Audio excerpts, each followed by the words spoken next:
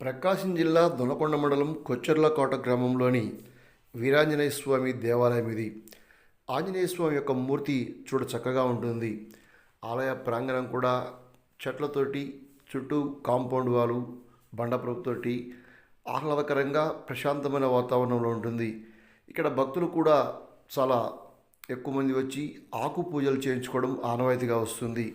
ఇక కొచ్చెర్లకోట బసిరెడ్డిపల్లి చుట్టుపక్కల ఉండే గ్రామాల వారు అయ్యప్ప మాల వేసుకున్నప్పుడు ఇక్కడే ఉండి ఆ 40 రోజుల దీక్షలప్పుడు స్నానాదులు పూజాది కార్యక్రమాలు నిర్వహించుకోవడం ఆనవాయితీ.